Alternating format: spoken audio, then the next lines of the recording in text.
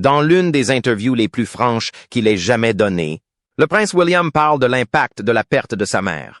Il espère aider les autres en partageant ses réflexions très personnelles. Le prince William aurait engagé une action en justice sans précédent contre la reine Camilla, ce qui a provoqué une onde de choc au sein de la famille royale et de la société britannique. Cette mesure audacieuse marque une escalade significative dans ce que les initiés royaux décrivent comme un mouvement attendu depuis longtemps, tandis que d'autres s'interrogent sur ses véritables motivations. Alors que le futur roi défie la femme qui a remodelé le règne de son père, une chose est sûre, il ne s'agit pas d'un simple drame royal, mais d'une bataille qui pourrait redéfinir la monarchie elle-même.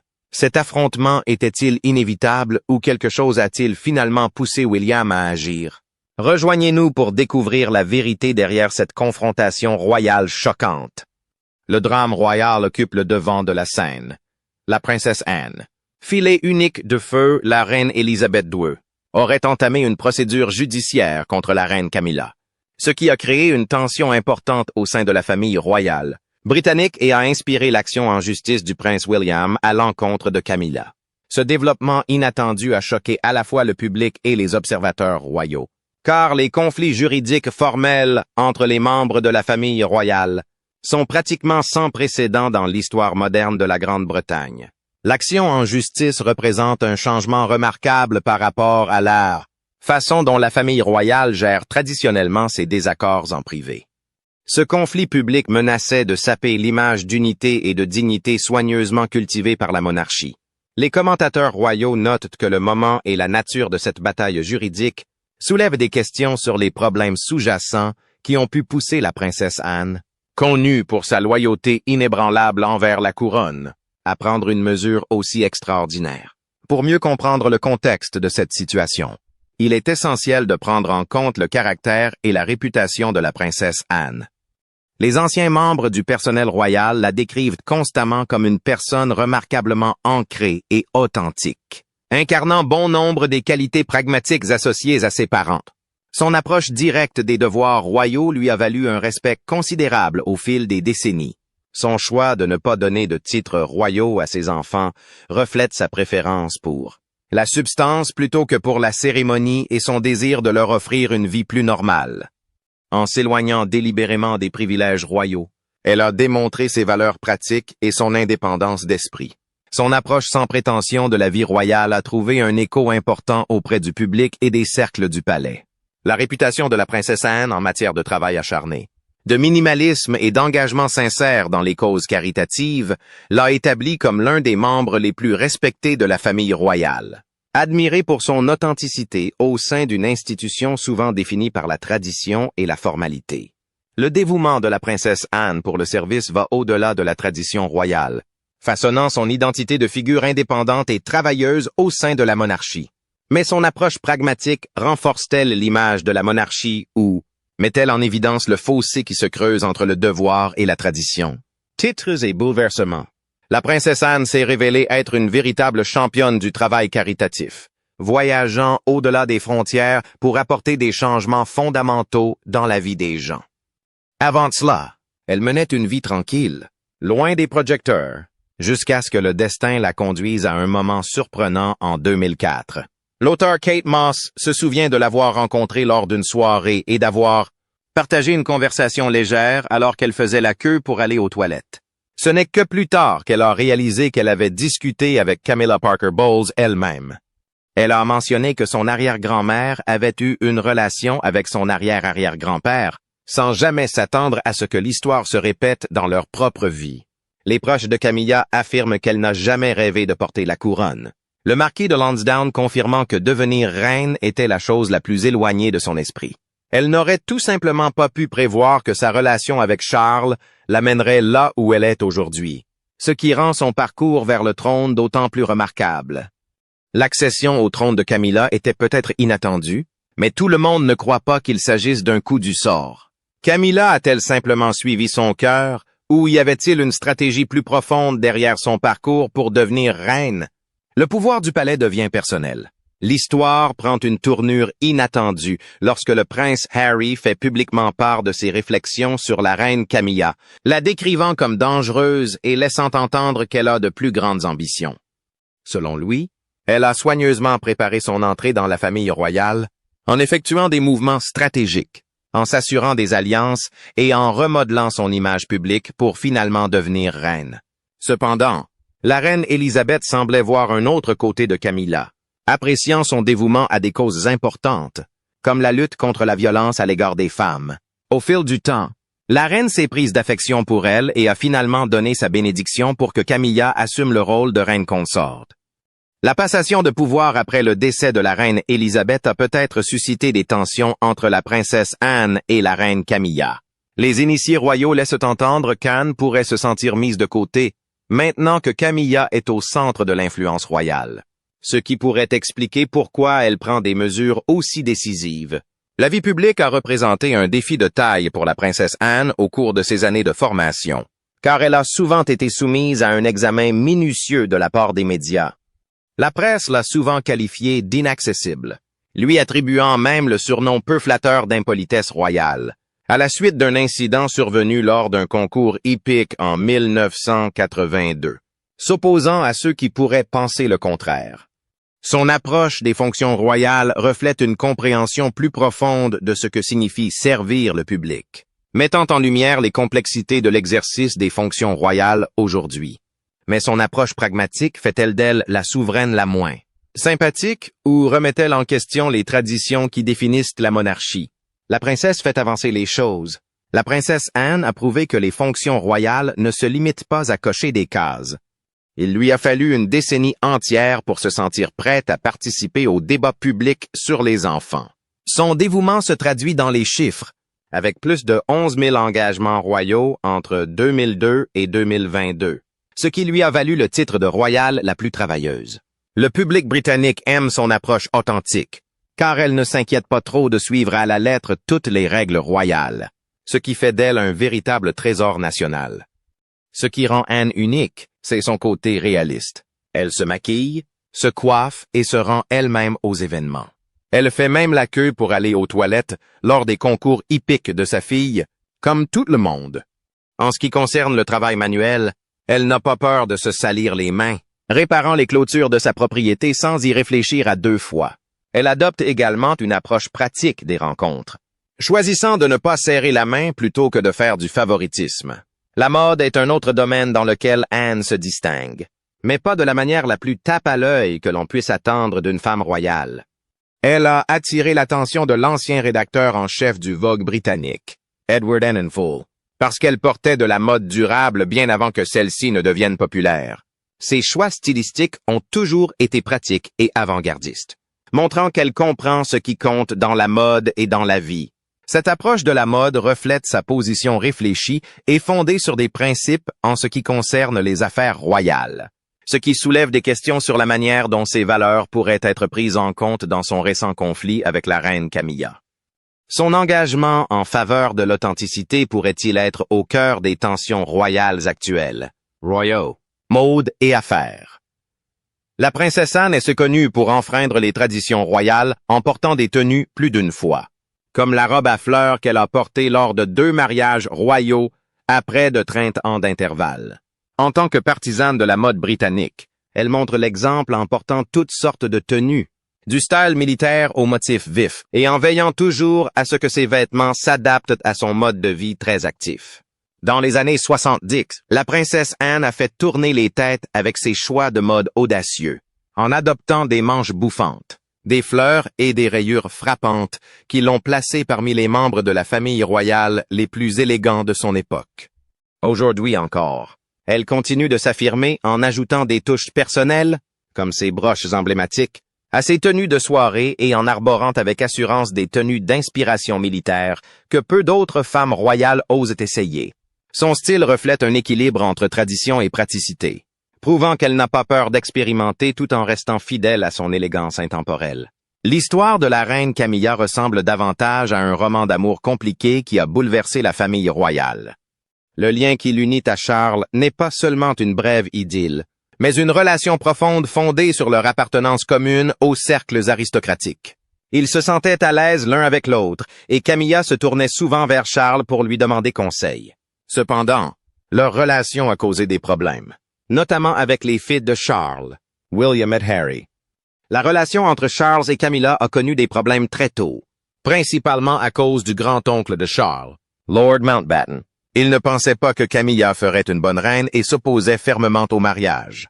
Il aurait dit à Charles de s'amuser à sortir avec des femmes, mais d'épouser quelqu'un de jeune qui ne connaît pas grand-chose à la vie royale. Ce conseil démodé montre comment les traditions et les rangs sociaux régissaient encore la famille royale et ont été à l'origine de toutes les complications ultérieures. Amour, devoir et distance. Lorsque Charles est parti pendant 7 mois à bord du HMS Nueva, il semblait que des personnes travaillaient en coulisses pour le séparer de Camilla. Son oncle Mountbatten a peut-être planifié ce voyage à dessein, et même la reine semble préférer l'idée que Charles épouse Diana. Camilla a du mal à supporter la séparation, et Charles le sait aussi. Il a écrit que le fait de voir Camilla lui faire ses adieux au moment du départ de son navire marquerait probablement le début de la fin pour eux. Alors que Charles approche de la trentaine, sa famille commence à lui faire comprendre qu'il est temps de se trouver une épouse. Bien qu'il apprécie toujours Camilla, celle-ci a déjà épousé quelqu'un d'autre, ce qui ne lui laisse pas d'autre choix que de chercher ailleurs. La reine a jeté son dévolu sur Lady Diana, une jeune femme tranquille issue d'une famille noble que Charles connaît depuis qu'elle est toute petite. Charles a demandé à Camilla de prendre Diana sous son aile et de l'aider à s'adapter à la vie royale. Cependant, le mariage de Charles et Diana s'est rapidement effondré. L'étincelle qu'ils avaient autrefois s'est transformée en colère et en frustration. Bien que Charles ait trouvé un peu de bonheur dans le fait d'être le père de William et Harry, la situation s'est tellement détériorée qu'en 1992, le premier ministre a dû annoncer leur séparation au Parlement, rendant ainsi leur lutte privée très publique. L'opinion de la princesse Anne à l'égard de Camilla change peu à peu. Elle a vu Camilla assumer davantage de fonctions royales et y travailler dur. Au début, Anne ne pensait pas que Camilla pourrait un jour devenir reine, mais elle a commencé à changer d'avis. La situation s'est encore aggravée lorsque des enregistrements de la relation entre Charles et Camilla ont été divulgués aux médias, transformant leur conversation privée en divertissement public. Cette révélation a montré à quel point la situation était devenue compliquée et désordonnée, avec des sentiments personnels enchevêtrés dans les devoirs royaux et les attentes du public. La fuite des enregistrements a transformé une affaire privée en un spectacle public, exposant aux yeux de tous les luttes profondes au sein de la famille royale. Ce qui n'était que des rumeurs est devenu la preuve indéniable d'un amour qui refuse d'être réduit au silence. Mais ce scandale a-t-il été le tournant qui a forcé les membres de la famille royale à affronter la vérité, ou n'était-ce qu'un nouveau chapitre d'une saga qui est loin d'être terminée? Le scandale a explosé en 1993 lorsque des journaux ont publié des conversations téléphoniques privées entre Charles et Camilla, montrant à quel point ils s'aimaient encore. Ces conversations, publiées dans les journaux du monde entier, révèlent leur profond attachement et le malheur de leur mariage. Cette fuite a embarrassé toutes les personnes impliquées, en particulier Camilla, qui avait réussi à se tenir à l'écart des projecteurs jusqu'alors. Lors d'une fête d'anniversaire en 1989, Diana en a eu assez. Elle s'est approchée de Camilla et lui a dit directement qu'elle savait ce qui se passait entre elle et Charles. Après cela, elle a eu une interview avec Martin Bashir. Les gens l'appelaient le Rottweiler et lui reprochaient d'avoir brisé le mariage royal. Camilla savait qu'elle devait changer l'image que les gens avaient d'elle, sa réputation étant en lambeaux. Pour ce faire, elle doit gagner la confiance des autres membres de la famille royale, notamment celle de la princesse Anne. Mais cela ne sera pas facile. Anne n'a jamais été chaleureuse avec les partenaires de Charles, mais les choses étaient particulièrement difficiles avec Camilla en raison de leur histoire commune. La froideur d'Anne à l'égard de Camilla est plus profonde que la simple protection de son frère. Pendant des années, elle s'est opposée à ce que Camilla devienne reine consort, ce qui laisse supposer l'existence de vieilles blessures ou de conflits dont nous n'avons pas connaissance. La tension entre ces deux femmes au caractère bien trempé montre à quel point les relations peuvent être compliquées au sein de la famille royale, en particulier lorsque les histoires passées et les rôles futurs s'entrechoquent. La résistance d'Anne à l'ascension de Camilla n'était pas seulement une question de tradition. Elle laisse entrevoir des tensions plus profondes et non résolues au sein de la famille. Qu'elle soit motivée par la loyauté envers la reine défunte ou par son histoire personnelle, l'opposition d'Anne a rendu le chemin de Camilla vers l'acceptation encore plus difficile. Mais le temps a-t-il vraiment guéri le fossé qui les séparait?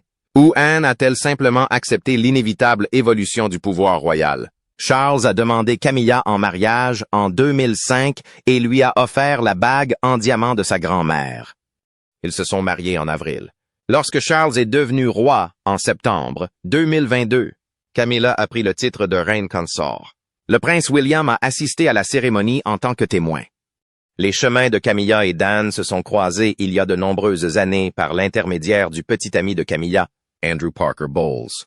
Dans les années 1960, Camilla a rompu la tradition en portant du noir à sa fête de débutante, alors que tous les autres portaient du blanc.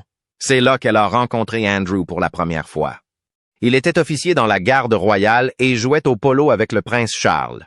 Camilla et Andrew sont sortis ensemble pendant 6 ans. Mais les choses n'ont pas été faciles, car Andrew les trompait souvent.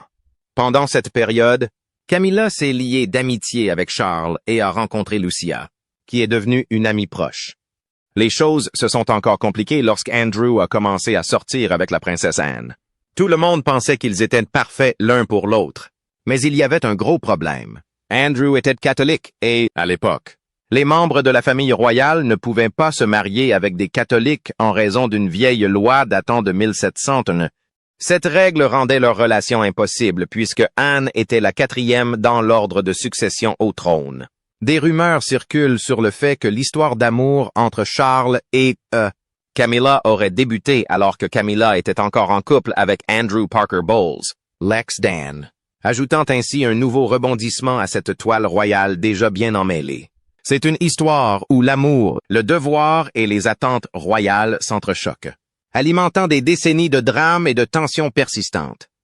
Ce passé compliqué explique pourquoi la relation entre Anne et Camilla est restée si difficile, ce qui prouve que dans la famille royale, l'histoire personnelle n'appartient jamais au passé.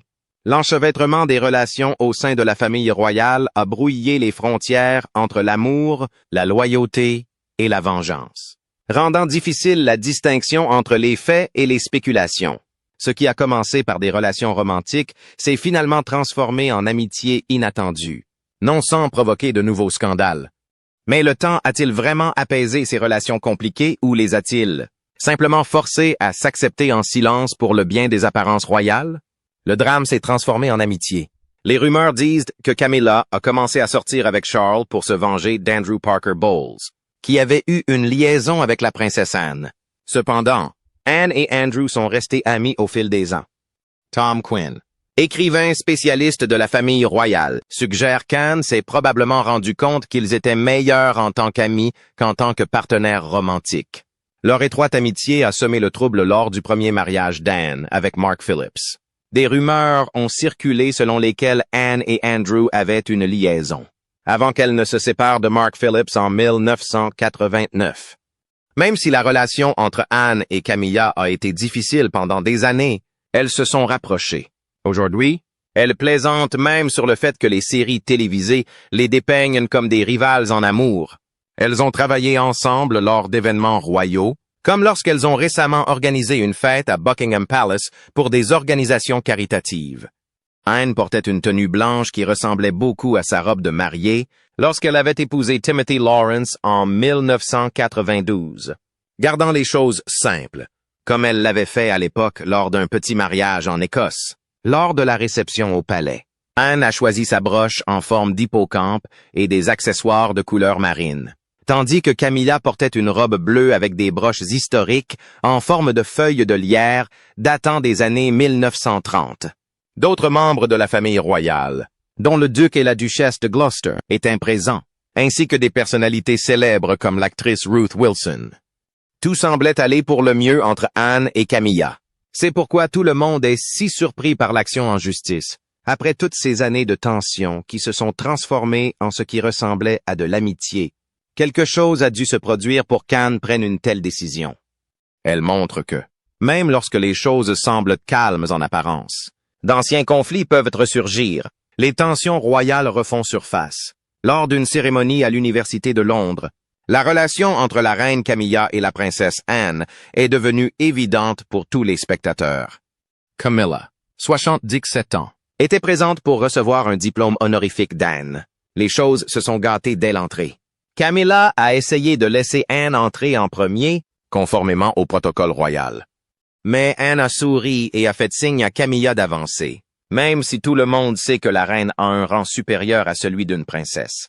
La cérémonie a été remarquable. Camilla a rejoint un groupe notable de récipiendaires de diplômes honorifiques, dont Winston Churchill et Dame Judi Dench. Sir Mark Locke a fait l'éloge de son travail dans le domaine de l'alphabétisation, soulignant qu'elle s'était consacrée au service public depuis son mariage avec Charles.